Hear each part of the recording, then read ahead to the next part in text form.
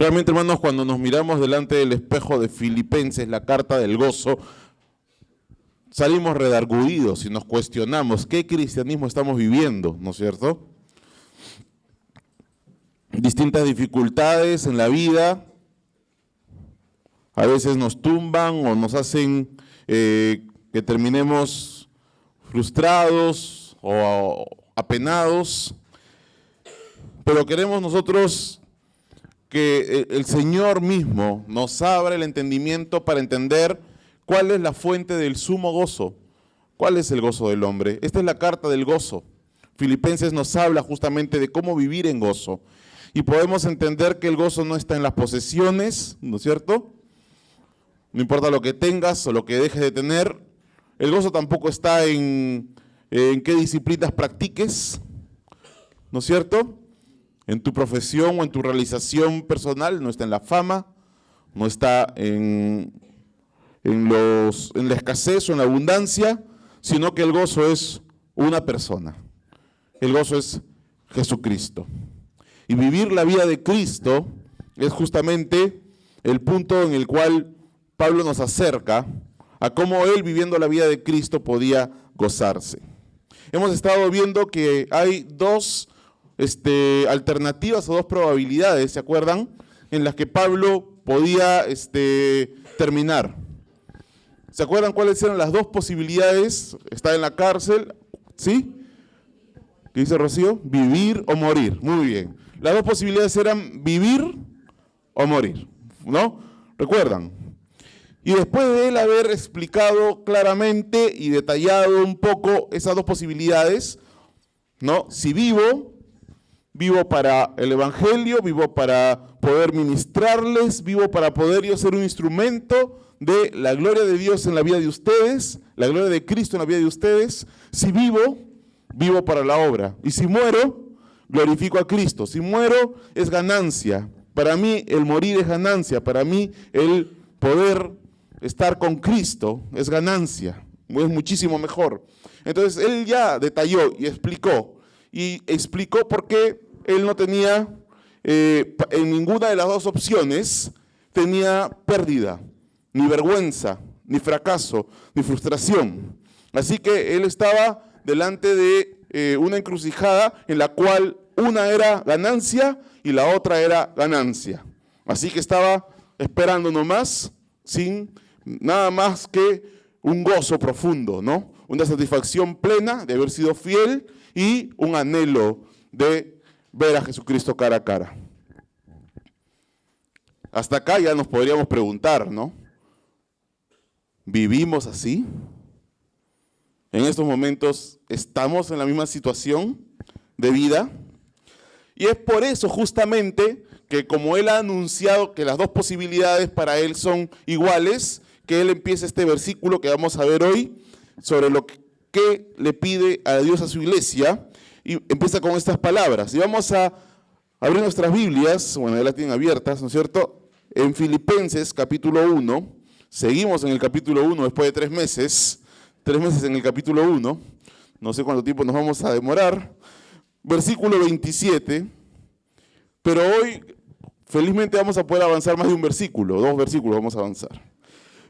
Filipenses 1:27 dice: solamente que os comportéis como es digno del Evangelio de Cristo, para que, o sea que vaya a veros, o sea que esté ausente, oiga de vosotros que estáis firmes en un mismo espíritu, combatiendo unánimes por la fe del Evangelio, y en nada intimidados por los que se oponen, que para ellos ciertamente es indicio de perdición, mas para vosotros de salvación, y esto de Dios. Nada viene del hombre, esto es de Dios.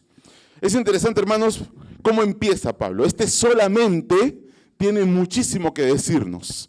Es la expresión de un alma ya satisfecha y plena y que no tiene nada que pedirle a Dios. Solamente una cosa. Es la expresión de alguien que lo único que pido, como diciendo, ¿no? Ya mi corazón está lleno, ya mi corazón está repleto, ya mi vida está completa. pero algo pido, una única cosa. Y lo único que pido, solamente quiere decir, esa es una expresión como decir, solo pido esto, ¿no? Lo único que pido, nos lleva a preguntarnos, pero ¿por qué Pablo no pedía nada más? Y ahí es donde justamente tenemos que repasar un poco lo que acaba de decir Pablo, ¿no? ¿Qué lleva a que Pablo esté en una situación tal que termine expresando, solamente le pido a Dios esto, ¿no? Solo pido esto. Esto es lo único que pediría en estas circunstancias actuales. Pablo, pero estás en la cárcel. Sí, estoy en la cárcel. Pablo, pero puedes morir. Sí, puedo morir. Pablo, pero hay muchos que predican a Cristo por contienda y por envidia. Sí. ¿Qué? ¿Solo tienes una petición? ¿Solo hay algo que en estos momentos como que te falta o que desearías que Dios te conceda?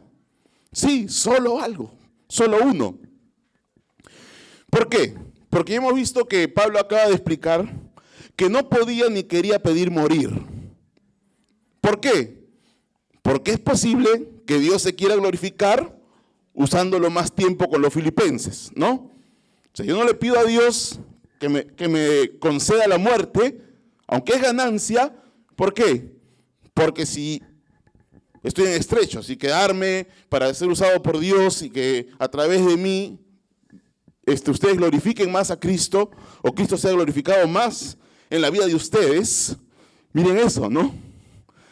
Que Cristo sea glorificado más en la vida de ustedes. Que yo sea una herramienta para que Cristo se glorifique en ustedes. Ese es el propósito, ¿no es cierto? Que resplandezca más Cristo, que Cristo sea más honrado, glorificado, exaltado. En medio de persecuciones, de rechazo, pero por supuesto, tenemos una nube de testigos, tenemos a los ángeles atentos y Cristo es glorificado cuando le somos fieles. Y tampoco podía pedir ni quería pedir vivir. ¿Por qué? Porque es posible que Dios se quede a glorificar con su muerte, ¿no?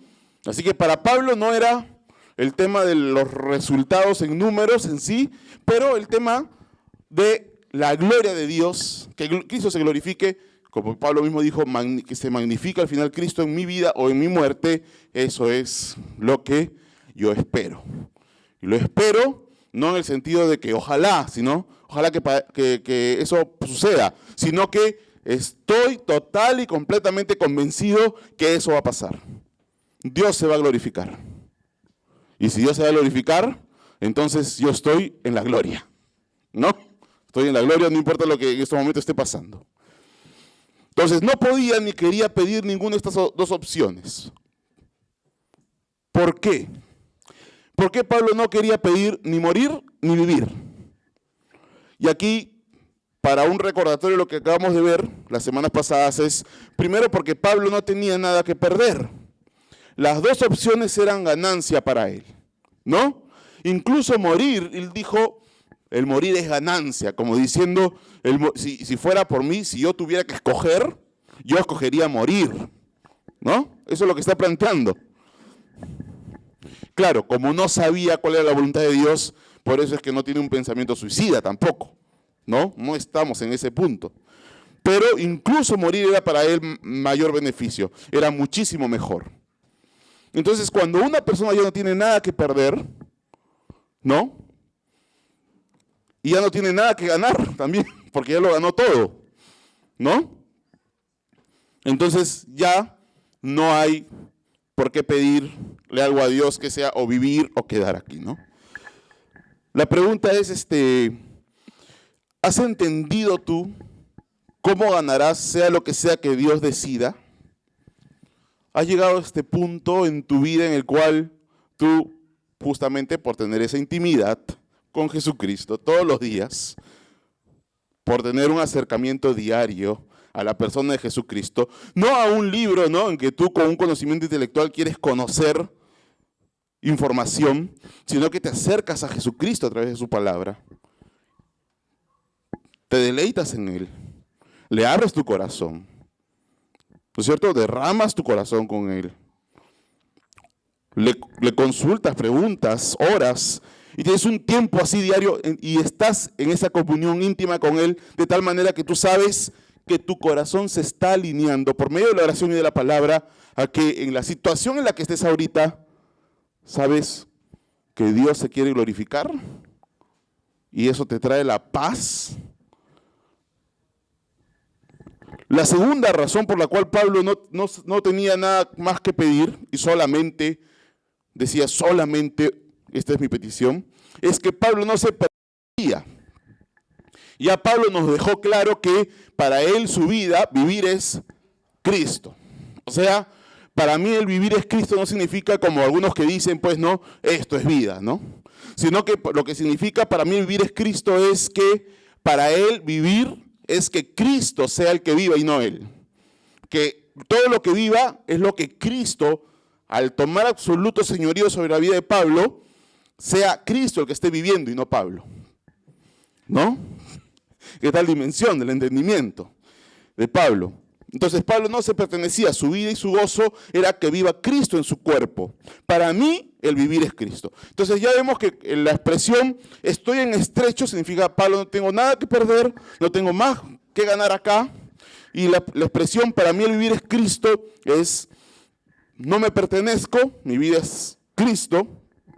Pero también la tercera razón por la cual él no pedía otra cosa, y es la expresión del solamente, es porque Pablo se gozaba y estaba realizado y estaba pleno en saber que al final, sea cual sea su destino, se cumpliría el propósito de que glorificaría a Cristo. Cristo será magnificado. Y esto es interesante, hermanos. ¿Por qué esta carta es la carta del sumo gozo? Porque justamente el mundo, lo que te vende todos los días, y Satanás y tu carne, es trata de buscar satisfacción fuera de Dios. Trata de buscar realización fuera de Dios. Trata de satisfacer tus apetitos, tu carne. Trata de satisfacer tu gusto, tus emociones, tu vacío. Trata de satisfacerlo fuera de Dios. Esa fue la tentación de Jesús en el desierto. Esa fue la tentación de Satanás a Eva en el Edén. Eso es lo que ofrece el mundo. Los deseos de los ojos, los deseos de la carne y la vanagloria de la vida. Eso es lo que día tras día se te ofrece. Se te ofrece a través de todo lo que el mundo toma como estilo de vida. Que al final es una mentira, ¿no es cierto? Porque te lleva a más vacío, te lleva a más dolor y a insatisfacción. Pero en cambio, cuando nosotros nos damos cuenta que al final todo nos puede faltar, pero en Dios tenemos la realización, tenemos la satisfacción y tenemos la plenitud al poder vivir para la gloria de Dios y al saber que vamos a cumplir sus propósitos, es cuando en realidad cumplimos nuestro propósito y podemos vivir el sumo gozo. Y eso es lo que estaba Pablo ahorita expresando. Y lo expresaba, ¿cómo? Diciendo, al final, esta es mi inquietud, este es mi pedido, solo esto pido, solamente.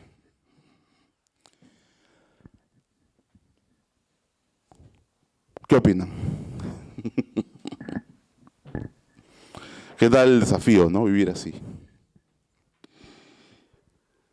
Cuando dice solamente, dice como que si pudiera pedir algo, ya mi pedido está fuera de mí.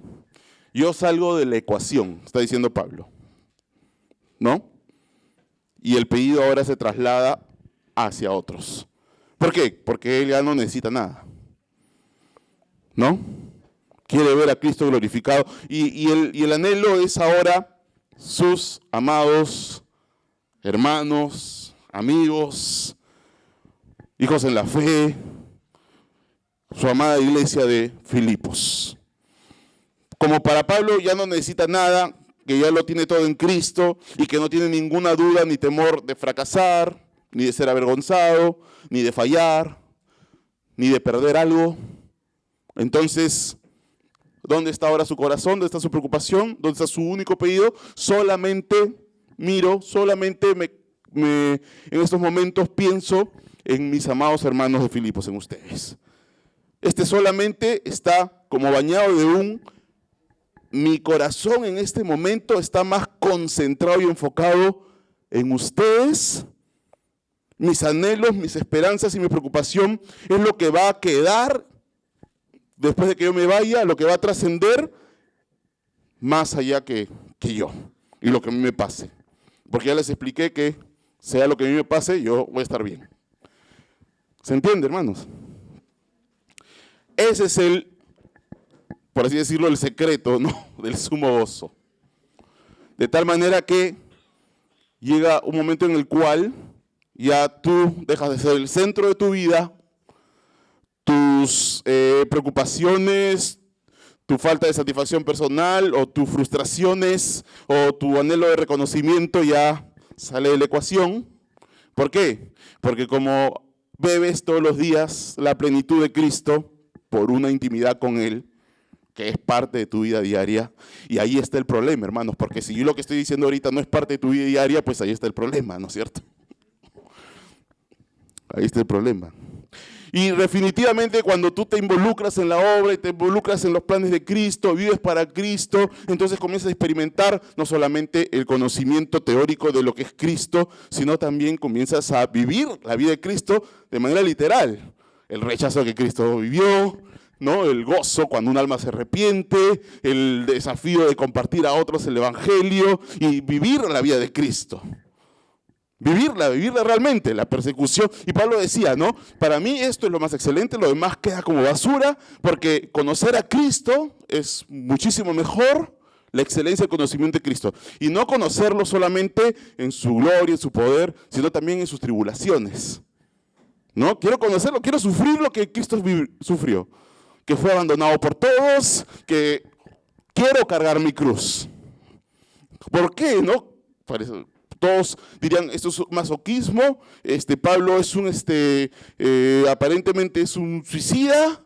No. ¿Por qué? Porque encontró la perla de gran precio, encontró el tesoro perdido, encontró que Jesucristo, vivirlo y conocerlo, es en realidad la razón por la cual el hombre existe. El ser humano no se puede satisfacer con otra cosa. Todo lo demás, hermano, es mentira. El engaño y las riquezas, las relaciones interpersonales. Fuimos creados para una sola relación que nos pueda satisfacer. Y a partir de encontrar la satisfacción en Él es que podemos después nosotros ir a tener una relación correcta con los demás. Entonces este sería un buen momento para evaluar nuestra vida. ¿Te estás deleitando en tiempos con Cristo y su palabra? De tal manera que puedes ahora voltear a pedir por otros. O si es muy enfocado en ti mismo y tus problemas, tus frustraciones, tus satisfacciones, etc. Vamos a hacerlo un poquito más directo, ¿no? ¿Te has deleitado en Cristo hoy? ¿Cómo te acercas a la Biblia? ¿Como el que se acerca a un libro de texto o como el que se acerca a una persona? Pablo definitivamente estaba viviendo la plenitud. Por eso es que ahora puede decir, solamente pido esto. ¿Y qué es lo que pide Pablo? Que os comportéis, dice. Entonces ya entendiendo el solamente, todo esto nada más es para entender el solamente, ¿no es cierto? Ahora entendiendo el solamente, ¿qué es lo que solo pide Pablo? Que os comportéis como es digno del Evangelio de Cristo. Y en esta pregunta, en este pedido están todos los pedidos incluidos, pues. ¿No es cierto? Ya aquí pidió todo. Es un resumen de toda la Biblia, ¿no? Compórtense como es digno del Evangelio de Cristo. Ahora, para que nosotros podamos entender este pedido, o que los filipenses entiendan el pedido, hay una premisa. Los filipenses, ¿no?, sabían qué tan digno es el Evangelio de Jesucristo. Porque si les dice, vivan tan dignamente como se lo merece el Evangelio. Para poder pedir algo así, hay una premisa primero, ¿no es cierto? ¿Entiendes qué tan digno es el Evangelio? ¿Se entiende? ¿Sí? ¿Se entiende, hermano? ¿Sí? Todos ya. Entonces, ¿qué tan digno es el Evangelio? Y la pregunta, por ejemplo, ¿qué tan digno es el Evangelio de Cristo? A ver, hermanos. ¿Sabes lo que es dignidad, no? Dignidad es valía, es derecho, es algo, o sea, tú eres digno. Bueno, nosotros somos indignos, por supuesto, ¿no? Que Dios es digno de toda la gloria, o sea, se merece toda la gloria. ¿Por qué se merece toda la gloria? Porque por su misma naturaleza, porque es Dios, por sus obras, ¿no? Todas sus obras son dignas de gloria, todo lo que Él hace es digno de gloria, o sea, por su esencia lo que es, por su esencia lo que Él hace, Él es merecedor, Él es justo, es un deber que le adoremos, que toda la creación le adore. Y es más, Dios mismo, Él, por ser justo, Él tiene el deber de glorificarse a Él mismo y a nadie más. Nosotros podríamos decir, Dios parece a veces como alguien muy orgulloso o muy vanaglorioso, ¿no? Pero definitivamente no puede hacer otra cosa. Tiene que glorificarse a Él solamente porque Él es el único digno de toda la gloria. Entonces, digno significa eso, merecedor. Entonces, ¿qué significa digno del Evangelio? ¿Qué tan digno es el Evangelio? A ver, ¿por qué el Evangelio es digno? El Evangelio es poder de Dios. Ahí está, muy bien. El Evangelio es Cristo, el Evangelio es Dios, ¿no? El que se mete contra el Evangelio se mete contra Dios mismo, ¿no es cierto? ¿Qué más? ¿Por qué el Evangelio es valioso? ¿Por qué el Evangelio es glorioso? Porque salva. En el Evangelio encontramos pues verdades tan gloriosas y tan difíciles de entender, de una dimensión tan grande como esta, ¿no? La sangre de nada más y nada menos que el Hijo de Dios derramada. ¿Podemos entender eso? ¿Podemos entender que Dios se haga hombre y que Dios brote su sangre y se derrame su sangre? Es un concepto ya que nos lleva a pensar, wow, ¿no? Cómo Dios mismo puede hacerse hombre y derramar su sangre en la cruz. ¿Cuánto vale la sangre de Cristo? La palabra de Dios dice que la sangre de Cristo es preciosa, valiosa. ¿Se dan cuenta la dignidad del Evangelio? ¿Cuánto vale una gota de la sangre de Cristo? ¿Cuánta gloria hay en la maravillosa manifestación de Dios haciéndose siervo y obediente hasta la muerte y muerte de cruz? Él es Dios. Él es el omnipotente, Él es el omnisciente, Él es inalcanzable, Él es el Señor de toda la tierra, soberano. Y Él se hizo siervo, tomó forma de siervo y se hizo obediente hasta la muerte y muerte de cruz. ¿Cómo se puede entender eso? Nadie lo entiende. Nadie lo entiende, ¿no? ¿Cómo ponerle valor a ese acto? ¿Cómo darle un precio o darle un costo al acto de que, siendo la manifestación de la gloria de Dios, como la de Isaías que vio y he visto al Señor en un trono alto y sublime, y ese mismo Señor que estaba en ese trono alto y sublime, ese mismo Señor estuvo desnudo y clavado en una cruz, hecho maldición por nosotros? ¿Cómo podemos entender eso? El Evangelio es glorioso, incomprensible, no lo podemos dimensionar. Entonces, cuando Pablo está diciendo, vivan de tal manera que es lo que se merece el Evangelio. Ahí podríamos quedarnos a meditar, ¿no? Horas sobre lo que implica la dignidad del Evangelio. Segunda premisa.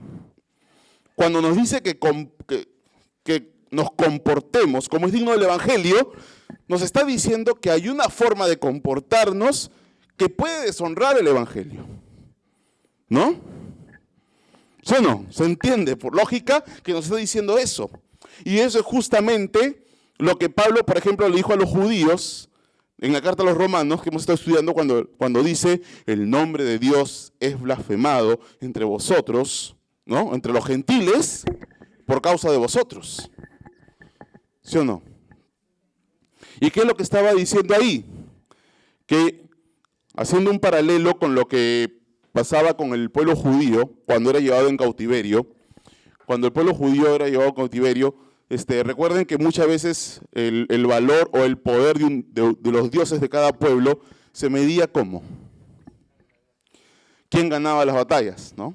O sea, si un pueblo le ganaba la batalla a otro pueblo, era porque el dios de ese pueblo era más poderoso que el dios de ese otro pueblo, ¿no? Entonces, como se estaban llevando en cautiverio a los judíos o al pueblo de Dios, lo que pensaban esos pueblos era: el Dios de los judíos no es tan poderoso. O por lo menos nuestros dioses son más poderosos que el Dios de los judíos. Eso era blasfemar el nombre de Dios.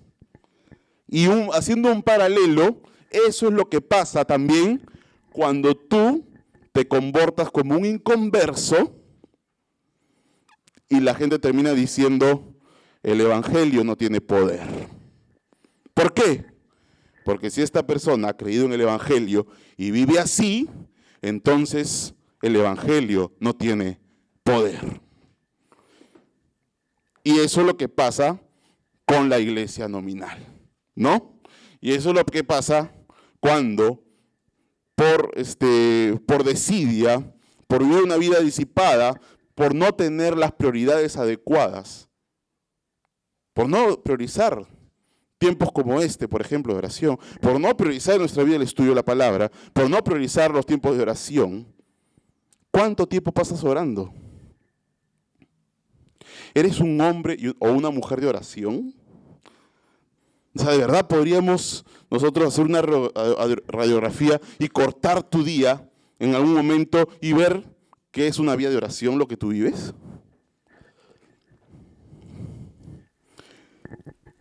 Entonces, cuando tenemos una vida que no refleja realmente una vida de oración, una vida en correctas prioridades, que no refleja que realmente el Espíritu Santo ha traído nuevos afectos, nuevas rutinas, ¿no? Nuevos anhelos. El Espíritu Santo nos redarguye y nos va marcando, oye, toda la semana y ni siquiera has abierto la Biblia. Hoy día has orado, pero has orado como quien ora o reza un rosario, un Padre Nuestro. ¿Qué oración es esa? Solo oras para el desayuno, el almuerzo y la comida. Entonces, no hay frutos de carácter y hace que el mundo diga: el evangelio no tiene poder. O, si ese es el evangelio, entonces, ¿de qué me sirve creer en él? La perla de gran precio y el tesoro escondido, menospreciado como algo barato por culpa de nosotros. Pablo les está diciendo a los filipenses: cuidado, vivan como es digno del evangelio. No malbarateen el evangelio. No hagan que la gente piense: este evangelio no sirve. Este evangelio no hace cambios. Este evangelio no produce un carácter nuevo en el hombre. ¿Qué tal, no? Demanda. ¿Qué tal desafío? Nos confronta y nos hace mirarnos delante del espejo de la palabra y decir: Señor, ¿yo estoy causando esto? Horror, ¿no es cierto? Horror si es que nosotros entendemos que, y nos debería llenar de temor esta realidad. ¿Hay algún comportamiento que deshonra el evangelio en nosotros? Pero también dice, al dar esta mención, que os comportéis como es digno del evangelio, también está diciendo que hay un comportamiento que es digno, que honra el evangelio, ¿no es cierto? Y es justamente esa la petición, esa es la única petición, o la petición solamente, el anhelo de Pablo. Hay un comportamiento que es digno del evangelio, hermanos. Que es el comportamiento que todos ustedes tienen que tener. Hay un comportamiento que se lo merece el evangelio, que te comportes así. Y aquí, cuando Pablo dice esto, usa una palabra en griego que significa comportarse como ciudadano. Y la pregunta es: ¿por qué Pablo usa este término, compórtense como ciudadanos? ¿Por qué? ¿Ah? Porque tenemos una ciudadanía celestial, sí, muy bien. Pero en el contexto de los filipenses, ¿tendrá alguna injerencia? ¿Esto tendrá algún significado? ¿El que Pablo mencione la ciudadanía tendrá algún efecto? Sí. Testimonio, ya. ¿Qué más? Testimonio, bueno, testimonio tiene en todos los lugares, ¿no? Eso se podemos aplicar a todos los contextos. Pero en el contexto de Filipos, ¿habrá algo especial? ¿Habrá algo único que hace que esta mención de la ciudadanía tenga implicancias? Sí, pero tú sabes, pues.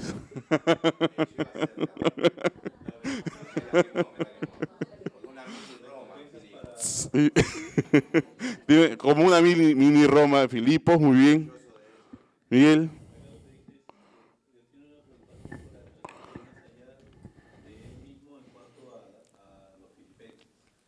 Uh-huh.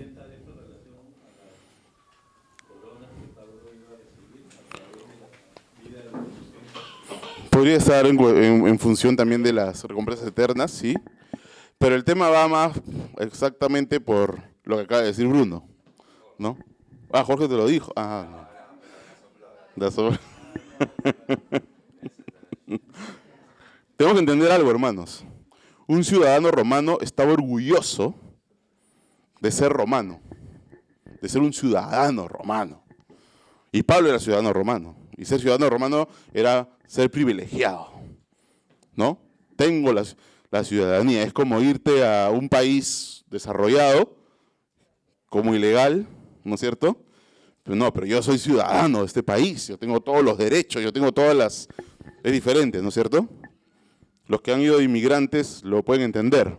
¿Cuántos inmigrantes hay acá? Ninguno, ¿no? ¿Sí? ¿Han inmigrado?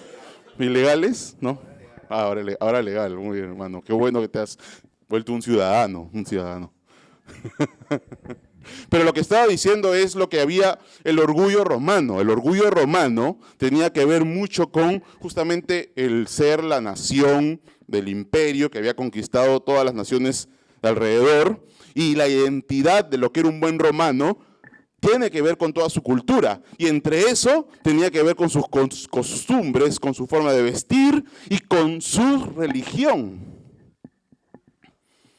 De tal manera que lo que estaba destruyendo, entre comillas, el imperio era que los romanos estén abandonando las religiones, como la adoración al César, como la adoración a los dioses. Eso es lo que se pensaba. Entonces una persona estaba orgullosa de ser un buen romano, y en Filipos, ¿cuánto más si Filipos era la mini Roma del imperio? ¿Se entiende? Anhelaban ser como Roma ellos. Eran soldados romanos retirados ellos. O sea, les había costado sudor y literalmente sangre construir el imperio. Ellos eran la cepa de los romanos, ¿no? El orgullo de Roma. Ellos eran orgullosos romanos. Y para ser un orgulloso romano, tenías que ser un fiel adorador del emperador, un fiel adorador de los dioses Marte y todo el panteón romano, que no era nada más y nada menos que una copia del panteón griego, ¿no? Pero estaban orgullosos de ser copiones, ¿no? El Partenón de Atenas, ¿no es cierto? Entonces, esa identidad de un ciudadano romano que le daba ¿cómo se le dice? Un estatus, ahí está, un estatus, ¿no? Yo soy ciudadano romano. Aquí Pablo está diciendo que más bien compórtense como ciudadanos dignos del Evangelio. Y lo que está diciendo es la ciudadanía romana, en comparación con la ciudadanía digna del Evangelio, está muy por debajo, ¿no? Todo lo que para el hombre es orgullo, para Dios es vergüenza. Por eso Pablo decía, yo en nada seré avergonzado, aunque para los hombres sea vergüenza, delante de Dios es lo que importa. Y le está diciendo acá, dejen, ¿no?, de enorgullecerse en la ciudadanía romana. ¿Por qué? Porque ahora tienen una ciudadanía celestial, santa, y que es digna del Evangelio. Y por lo tanto tienen que tener un comportamiento que sea digno del Evangelio. ¿Y qué comportamiento es este? ¿Se puede ser un buen ciudadano del reino y un mal ciudadano del Imperio Romano?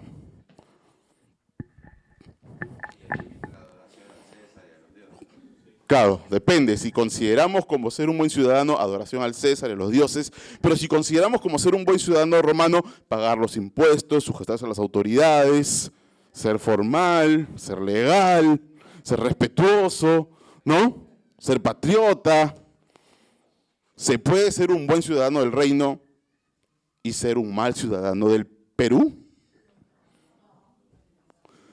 No, yo no que no. Pero hay cristianos que dicen, no, yo y Dios, ¿no? No, Dios está primero y descuidan muchas veces su testimonio cristiano de buenos ciudadanos. Y cuando nosotros comenzamos a leer 1 Pedro 2.12, a ver quién lo puede leer. 1 Pedro 2.12. A ver, Martín. 1 Pedro 2, este es tu material, así que... Manteniendo buena vuestra manera de vivir entre los gentiles, para que lo que murmuran de vosotros como de malhechores, glorifiquen a Dios en el día de la visitación al considerar vuestras buenas obras. Entonces ahí está, mantengan buena vuestra manera de vivir. Está hablando de las formas, ¿no? Del estilo de vida entre los gentiles. ¿Para qué? Para que en lo que murmuran de vosotros como de malhechores, o sea, le está diciendo, hay una murmuración malintencionada, injusta. Pero ustedes no la hagan justa, pues, ¿no? O sea, no les den razón. Que si murmuran de ustedes, que lo hagan mintiendo. ¿Sí o no? No porque son impuntuales, no porque son piratas, no porque compran piratería, no porque son irrespetuosos de las autoridades, no porque, etcétera, etcétera, ¿no? Tito 2.9, a ver, Génesis. No, Tito 2.9, ¿ah? No Génesis, pero Génesis leer. Tito 2.9. ¿Ah? 10 también, sí.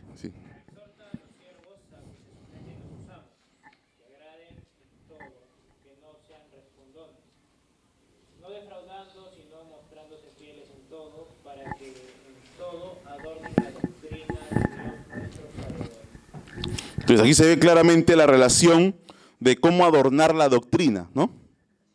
Adornen la doctrina, se estaba refiriendo a que, o sea, el evangelio sea adornado. No murmuren más bien del evangelio, no murmuren de la doctrina. ¿Y cuál es una forma de comportarse de tal manera que adorne la doctrina? Buenos trabajadores, que cumplan sus horarios, que respeten a sus jefes, ¿no? No ser respondones, ¿no? No ser respondones, sino mostrándose fieles en todo. Tito 2.5, ¿quién lo puede leer? A ver, ¿a quién le toca? Hermano, ¿sí? Puede leer. Hacer prudentes, castas, cuidadosas de su casa, buenas, sujetas a su marido, para que la palabra de Dios no sea blasfemada. Hacer prudentes, como una mujer vive de una manera que dignifique el evangelio, ser prudente como mujer, ¿no? Casta, cuidadosa de su casa, buenas, sujetas a sus maridos, para que la palabra de Dios no sea blasfemada. Ahí está la ilación, para que la doctrina sea adornada, para que lo que murmuran de vosotros, para que la palabra de Dios no sea blasfemada. Entonces, un ejemplo de feminidad de tal manera que cuando la gente mire esa feminidad diga, esto es un ejemplo de feminidad. Y no el feminismo que se quiere vender, ¿no? Que es una aberración, ¿no es cierto? Y vean, esto trae orden, esto trae armonía en la casa, esto trae paz, esto hace que las cosas funcionen, hace que los hijos se gocen, hace que los hijos vivan tranquilos, que vivan en un ambiente donde todo está de acuerdo a su función que debe tener. vivan así. O sea, es bien práctico, hermanos. Es bien práctico, es bien cotidiano, es bien del día a día. Es un comportamiento que de cara a la sociedad, clara referencia a la ciudadanía romana, sea de ejemplo en todo, como puntualidad, ser formales en todo, pagar los impuestos, decoro, ¿no? Sujeción a la autoridad, pago de impuestos, ser amables, tener buenas obras, ¿no? Hacer buenas obras.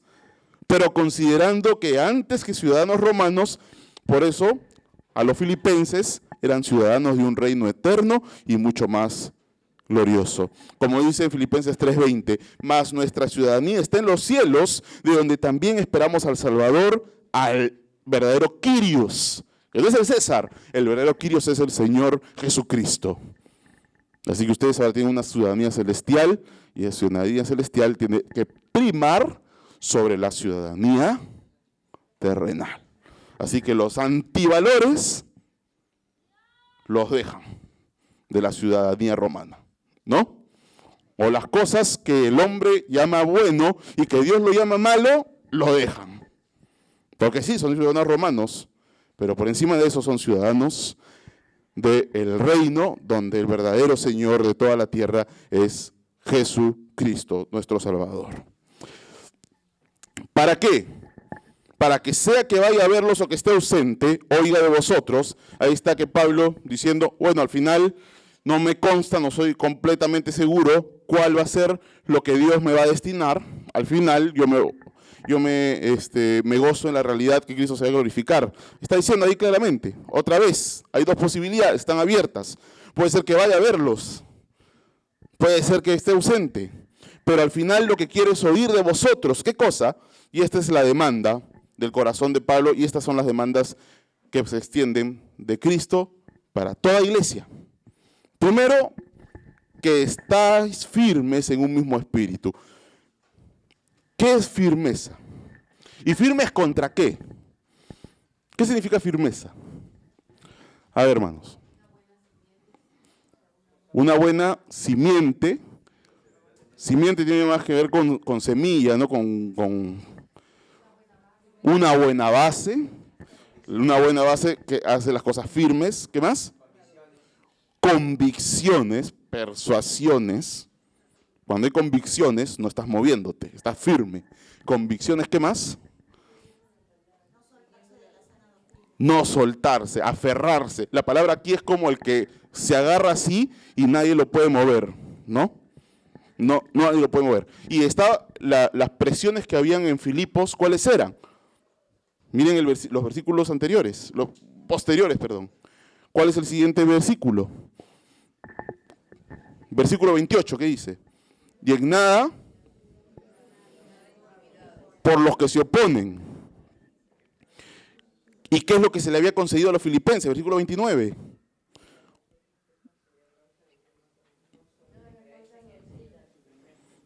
Se les había concedido padecer. Entonces, ¿cuál era la presión? Había en Filipos. Persecución. ¿Recuerdan la semilla, la palabra del sembrador? Que algunos se van por la persecución, ¿no? Entonces no están firmes porque desaparecen por la persecución. Velen, fíjense que esta presión de la persecución no haga que comiencen a conceder, a hacer concesiones.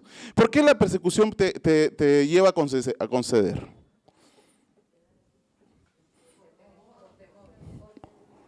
Porque la persecución es, claro, por temor, porque hay burla y rechazo, ¿no es cierto?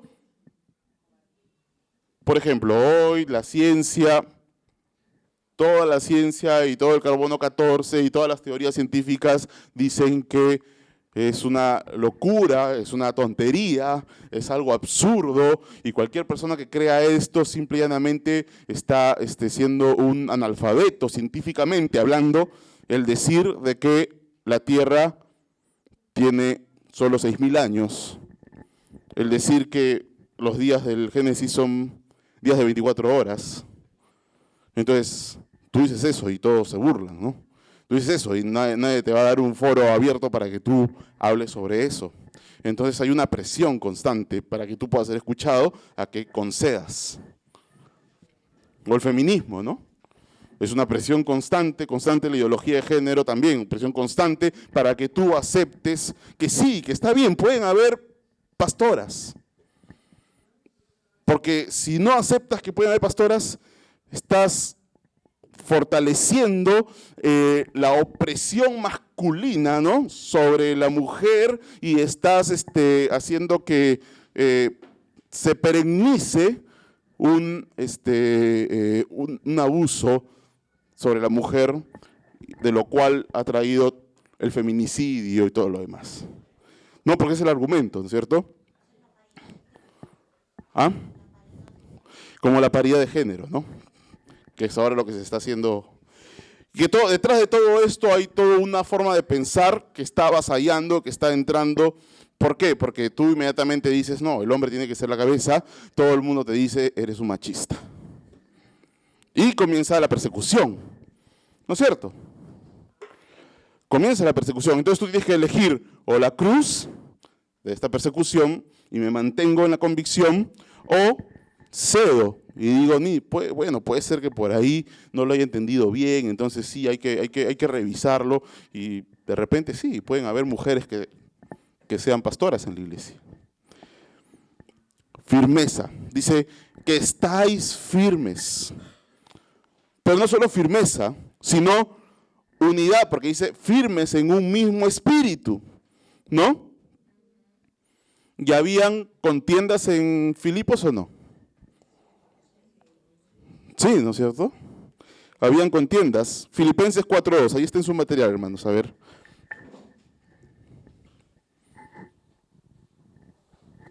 ¿Quién le toca?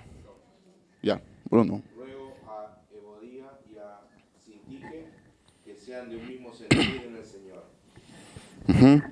Entonces, firmeza en un mismo espíritu tiene que ver con la resolución de los problemas de interrelaciones personales, porque definitivamente la madurez de una iglesia, ¿cómo se ve? ¿Cuánto conocimiento tienen? ¿Cómo resuelven sus contiendas personales? Si en una iglesia hay resentimientos, algunos no se quieren ver con otros, entonces esa iglesia es inmadura espiritualmente. Hay inmadurez en esa iglesia, ¿no? Porque puede haber mucho conocimiento, pero muy poca aplicación. Y eso es lo que está diciendo aquí Pablo, ¿no? Firmes, pero a la vez unidos. Porque claro, o sea, si no estás unidos, al final la iglesia comienza a haber huecos por los cuales se comienzan a tolerar y a conceder y comienzan a aceptarse cosas y termina la iglesia perdiendo esa firmeza, y cuando pierde la firmeza, pierde la sana doctrina, entonces entra el mayor peligro que entra la iglesia. ¿Cuál es el mayor peligro de la iglesia? Las falsas doctrinas, que hacen que comience la iglesia a llenarse de denominaciones y termina más bien siendo una iglesia que no vive como es digno del evangelio, se termina blasfemando el nombre de Cristo. Y la sociedad ya no puede distinguir entre un cristiano y un inconverso, ¿no? Se pierde la distinción. Entonces, manténganse firmes en la doctrina para que justamente haya esa vida digna del evangelio. Y segundo, la segunda petición es, combatan unánimes por la fe. La pregunta es, ¿hay diferencia entre mantenerse firmes y combatir? ¿O son sinónimos? Porque si ha dicho mantenerse firmes, porque hay ahora como una segunda petición, combatan unánimes. Claro, es diferente, ¿no? Porque mientras que mantenerse firme es resistir, combatir es actuar.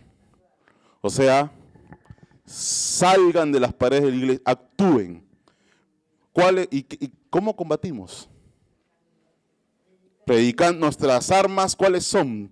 Pablo dice, nuestras armas son poderosas. Pablo usa esos términos, ¿no?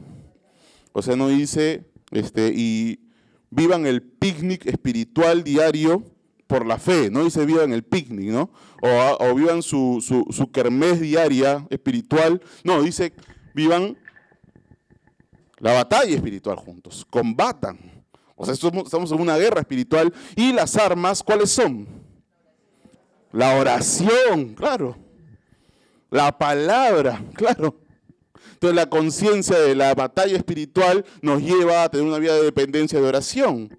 Por eso estamos aquí, ¿no es cierto? Anhelando que Dios haga su obra, no en nuestras fuerzas. Porque si fueran nuestras fuerzas, ¿para qué orar? Planifiquemos bien, hagamos buenas estrategias y de frente actuar. Pero como sabemos que no depende de eso, primero venimos a orar. ¿Y por qué? Porque las armas son espirituales, porque son las únicas en realidad. Porque lo espiritual solo produce, lo espiritual solo puede producirse lo espiritual. La carne produce carne. El espíritu produce espíritu. Combatan unánimes. Prediquen la palabra, estudien la palabra, enseñen la palabra, den la palabra en sus trabajos, oren la palabra, vengan a orar. Están diciendo no solo se mantengan firmes, no solo resistan, sino combatan. Y las dos cosas unánimes, las dos cosas en unidad. Las dos cosas en unidad. Y lo último, y en nada intimidados por los que se oponen. En nada intimidados por lo que se oponen. Aparte de resistir, aparte de también atacar, aparte de eso, no dejar que te intimiden. ¿Y por qué no debemos intimidarnos con los que están oponiéndose? O sea, si viene gente y comienza así a oponerse férreamente y comienza a dar todos sus argumentos y a rechazarte y a burlarse de ti y a hacerte un lado, entonces dice que eso más bien te debe animar. ¿Por qué? Porque eso te está confirmando que tú estás yendo a la salvación. Y eso más bien te debe mover el corazón a misericordia, porque eso está confirmando que Él se está yendo a la perdición. Entonces, la oposición te debe más bien animar. ¿Por qué? Porque dice, porque para ellos ciertamente es indicio de perdición, mas para vosotros de salvación.